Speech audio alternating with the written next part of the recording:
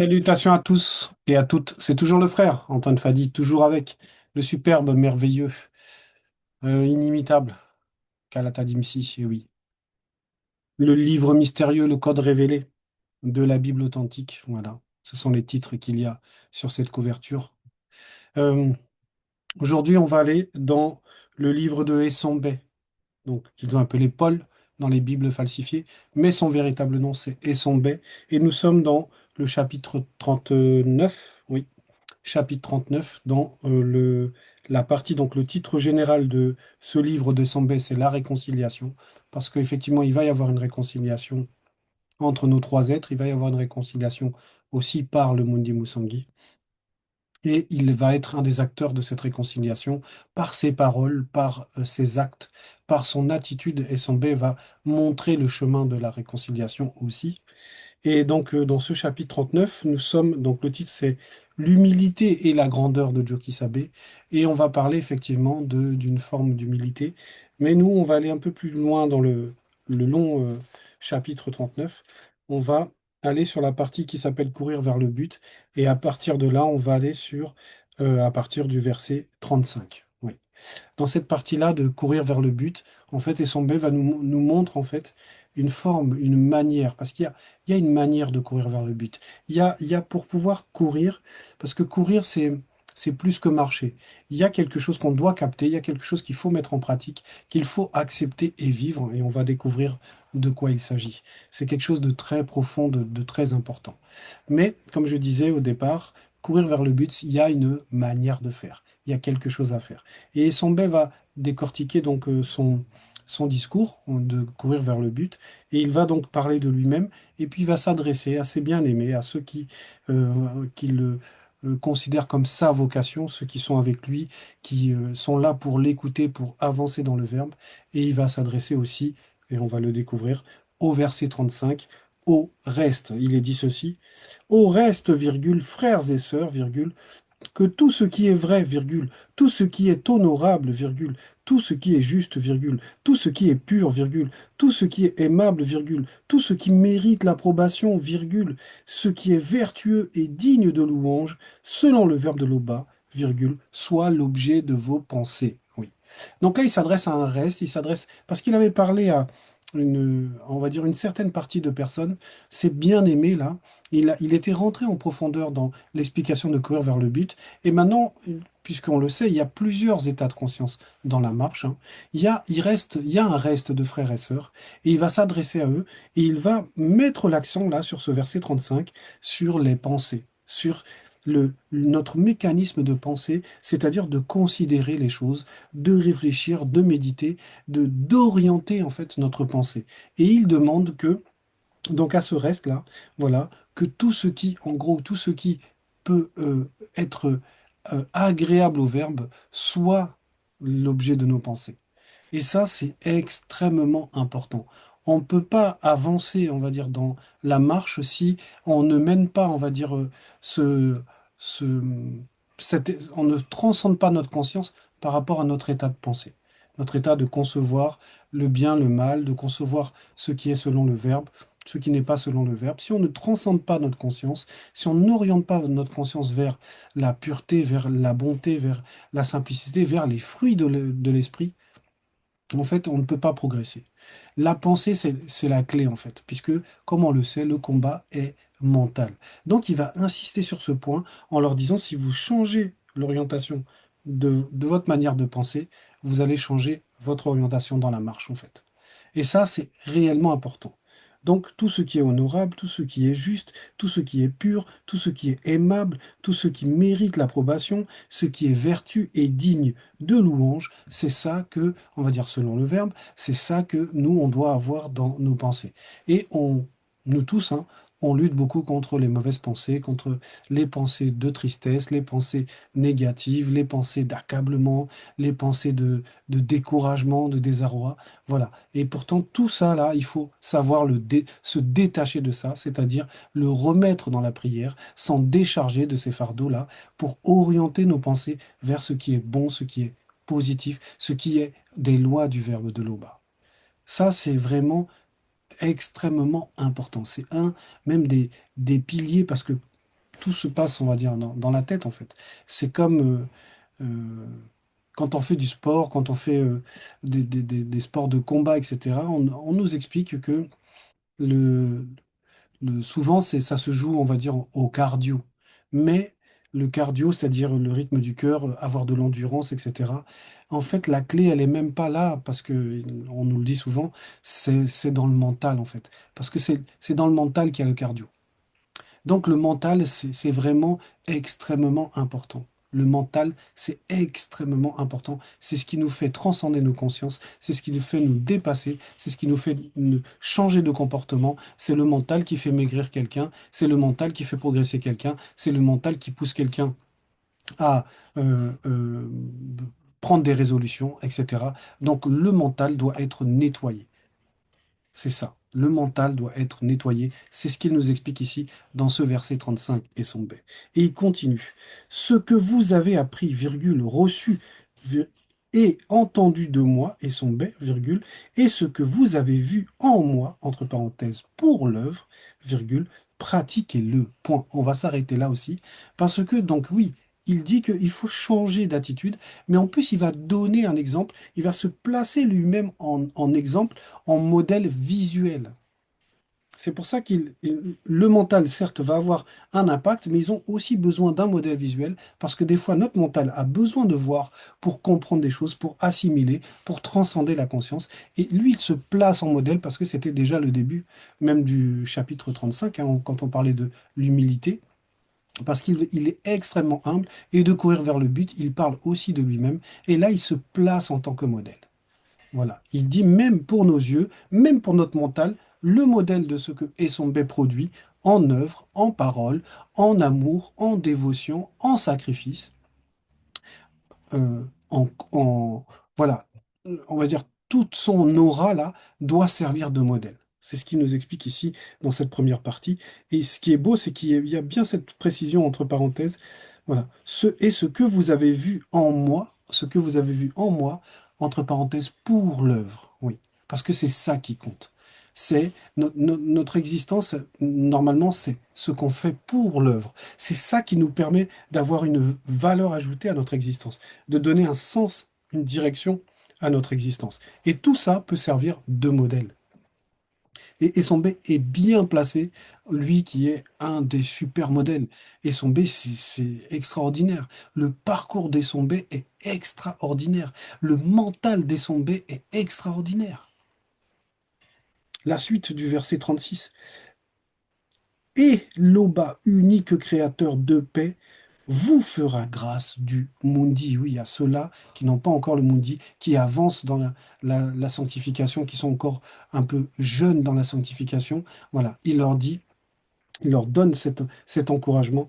Et l'Oba, unique créateur de paix, vous fera grâce du Mundi. Voilà. Mais il y a derrière cette phrase-là, il y a encore quelque chose. Parce que cette phrase-là, elle est clé, elle est importante. Là, il recentre toute la foi que on peut avoir sur ce qui est réellement important, la relation avec le Créateur. Ça, c'est réellement important. Donc, il va insister sur l'importance de comprendre que et d'abord, il n'y a qu'un seul créateur. Ça, c'est vraiment le fondement de notre foi. Voilà, puisque la foi vient de ce qu'on en entend, l'on entend. Cette assurance que nous devons avoir, nous devons la bâtir sur ça, c'est qu'il n'y a qu'un seul créateur. Peu importe ce que les autres vont dire, peu importe ce que les autres vont croire, comment les autres vont manipuler, même, on va dire, la science pour amener diverses manières de penser, il n'y a qu'une seule façon de voir les choses, c'est que l'Oba est le seul et unique créateur. Peu importe ce que les gens vont dire. Ça, c'est la base, c'est la fondation, c'est ça le ciment en fait. Et lui, il dit que c'est sur ça, en gros, qu'il faut réellement s'appuyer. Cette relation avec l'Oba. Et oui, l'Oba, donc et l'Oba, unique créateur de paix. Et il donne la précision de paix parce que il ne veut pas que les pensées soient troublées. Il veut leur donner même une image de quelqu'un qui n'est pas troublé comme lui-même. Et maintenant, il rajoute que cette paix-là que lui ressent, cette paix qu'on doit ressentir dans nos pensées, en chassant tout ce qui est négatif, etc., ça vient de l'Oba lui-même, par son verbe. et l'Oba, unique créateur. Et ça, c'est vraiment très important de comprendre ça, unique créateur, parce que c'est réellement ce qui est. Voilà. Il n'y en a pas d'autres créateurs. Il n'y en a qu'un seul et c'est l'Oba. C'est Tété. Et oui. L'Oba, unique créateur de paix, vous fera grâce du Mundi. Donc, quand il fait grâce du Mundi, il y a quelque chose qui se produit. Le Mundi ne vient pas juste pour venir, en fait. Il y a autre chose et Essombe va développer cela. Verset 7. Car, entre parenthèses, malgré mon immense richesse. Donc, virgule, on va s'arrêter là. Parce qu'il va développer, il va expliquer ce que le Mundi fait pour lui. Et il dit bien, il dit car, virgule, malgré mon immense richesse. Ça veut dire c'est quelqu'un qui vivait à l'aise, il était à l'aise, il avait des revenus, il ne manquait de rien, il était bien. Mais il va expliquer en fait, ce qu'amène la relation avec cette crainte du respect qui est due à l'Oba, avec le fait de considérer qu'il n'y a qu'un seul créateur, le fait de considérer son verbe, ses lois, ses préceptes, ses commandements, de rentrer en harmonie avec toutes les lois de la création, il dit la suite, je sais vivre dans l'humiliation virgule, et je sais vivre dans l'abondance, point. Ça veut dire que, en fait, il a expérimenté beaucoup de choses. Le Verbe lui a permis de connaître beaucoup de choses sur lui-même. Parce que c'est ce qu'on t'apprend d'abord. Tu dois vivre ta propre relation avec le Verbe en apprenant à te connaître toi-même. Parce que si tu connais plein de choses à l'extérieur, mais tu ne te connais pas toi-même, il y a quelque chose qui ne va pas. Si tu connais les noms de toutes les capitales, on va dire dans les pays du monde, mais que ton propre pays, tu connais pas la capitale de ton pays, il y a quelque chose qui va pas. Donc il y a d'abord un travail personnel avec l'Oba, qui est unique créateur. Il y a d'abord, par son verbe, il y a ce travail personnel pour apprendre à te connaître. Et c'est ce qu'il explique ici. Je sais vivre dans l'humiliation, virgule, et je sais vivre dans l'abondance. Ça veut dire que il a appris sur lui-même. Il est malléable. Peu importe la situation, il sait sur quoi il s'appuie. Il sait comment il va se sortir de là. C'est pour ça qu'il disait dans le verset 36 au début, hein, ce que vous avez appris, virgule, reçu et entendu de moi. Voilà, que ça soit le modèle qu'on suive en fait, qu'on s'en imprègne. Et il continue dans ce verset 37, la suite. En tout et pour et partout, j'ai appris à être rassasié et à avoir faim, entre parenthèses, malgré mon immense richesse. Voilà. Et il précise que ce n'est pas lié au fait de d'avoir de l'argent qui, on va dire qu'il a eu cette expérience. C'est parce qu'il y a eu ce travail aussi sur lui-même. Lui, il peut avoir été riche, mais il a pu ressentir la faim. Il a pu comprendre ce qu'il y a derrière la faim. Donc, il est passé par plusieurs états de conscience, mais tout ça va représenter quelque chose. On va le découvrir à la fin de ce passage-là. On continue. À être dans l'abondance et donc à avoir faim, entre parenthèses, malgré mon immense richesse, virgule, à être dans l'abondance et à être dans la disette, entre parenthèses, malgré mon immense richesse, afin de montrer un enseignement. Oh. Il est tellement avancé, il est tellement avancé, et son bel. Donc là, il nous explique que tout ce qui lui est arrivé, tout ce qu'il a pu connaître, va servir aussi d'enseignement. Parce que derrière tout ce qu'il a pu vivre, pardon, ça montre à quel point il a été humble, qu'il s'est laissé façonner par le Verbe, que le Verbe l'a amené à gauche, à droite, lui a montré des choses pour qu'il apprenne à se connaître et qu'il apprenne à renoncer à ce qui, pour lui, est futile dans cette réalité du visible. Pourquoi? Pour que ça serve aussi d'enseignement de ce qu'est un homme spirituel, de comment un homme spirituel se détache facilement de ce qui est charnel. Donc ça, c'est le verset 37. Le verset 38. Je puis tout par celui avec le C majuscule, qui me fortifie par son verbe, point. Ouh. Voilà, donc il a tout résumé. Il a dit qu'il n'y a rien d'impossible pour lui à vivre, à comprendre, à supporter, à accepter. Voilà. Pourquoi? Parce qu'il s'appuie sur, il dit bien celui. Ouais. Je puis tout par celui qui me fortifie par son verbe. Donc là, c'est l'Oba directement. Donc c'est ça, là, c'est la marque même que, pour lui-même, dans sa conscience, l'Oba est unique créateur et que le unique créateur prend un sens ici même pour lui. Je puis tout par celui. Voilà. Ça veut dire qu'il n'y a rien. Voilà. Si l'Oba permet, c'est fini. ça ne peut que arriver. Donc lui, il s'appuie sur ça, il s'appuie sur ce socle-là extrêmement important de comprendre, d'accepter et de vivre ce que veut dire l'Oba est unique créateur. Verset 39. Et le Mundi pourvoira à tous vos besoins, selon sa richesse, virgule, avec gloire, virgule, en Jokisabe et en le deuxième, parce que tout ce qui existe est à l'intérieur des deux. Mais là, il valide tout ce qu'il a dit juste avant par rapport au fait que on allait leur faire grâce, que l'Oba allait leur faire grâce du Mundi. En fait, c'est ça qu'il voulait leur montrer. C'était que s'ils ils ont cette relation profonde avec l'Oba lui-même par son verbe, la grâce qui est à l'intérieur du Mundi, parce que quand le Mundi vient, c'est pas juste le Mundi vient et puis c'est terminé. En fait, il y a beaucoup de choses au-delà même des fruits de l'esprit. Il y a une identité, un ADN qui est formé, avec lequel on fusionne en fait. Voilà, qui rapproche du Créateur. Voilà, qui montre qu'il y a un lien intime avec le Créateur. C'est ce que va représenter comme un ADN, un sceau, le Mundi. Voilà. Et c'est ce qu'il leur explique quand il leur disait au début que ils recevront le Mundi, qu'on leur fera grâce si ils orientent les pensées vers ce qui, on va dire, émane réellement du Créateur. Ce verbe-là est tout ce qui est bon en fait. S'ils changent d'état de conscience, voilà, c'est la grâce qu'ils vont connaître, ils vont la connaître sous forme de ce Mundi-là. Et c'est par ce Mundi-là que, et son bête que, que tout est réalisable en fait, puisque c'est la marque même, on va dire, du Créateur. Et que parce que c'est le créateur qui est derrière, qui est unique, c'est fini. Personne ne peut changer quoi que ce soit à sa réalité à lui, parce qu'il est dans cette humilité de se laisser façonner, d'apprendre du Verbe, et que le Verbe le conduise dans tout ce qu'il doit connaître, pour qu'il devienne ce modèle-là. Et ce modèle-là, jusqu'à aujourd'hui, on parle de lui. Et c'est lui qui nous inspire, c'est lui qui met, on va dire, ce désir-là qu'on a d'exhorter, de mettre en avant, on va dire, son intelligence, hein, parce que ce sont ces propos-là, mais il est animé par le Mundi Musangui. Voilà, c'est superbe en fait. Et son best était extrêmement avancé.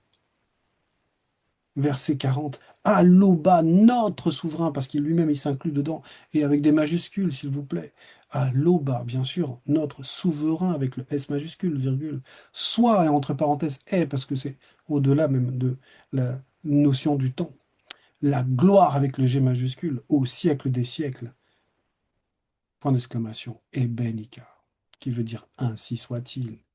Voilà, ça, ce sont des paroles d'initiés. Et on le sait, les initiés avaient réellement, ils étaient extrêmement intelligents, extrêmement avancés parce qu'il y avait cette humilité, il y avait cette crainte du respect qui est due à Tété, et il y avait une relation intime avec Tété, avec Loba, effectivement, par son verbe. Et ça montrait cette crainte du respect qui est due à Loba. Et ça, c'est vraiment primordial de l'intégrer, de le comprendre. Voilà, c'était le message. Loba est toujours glorifié.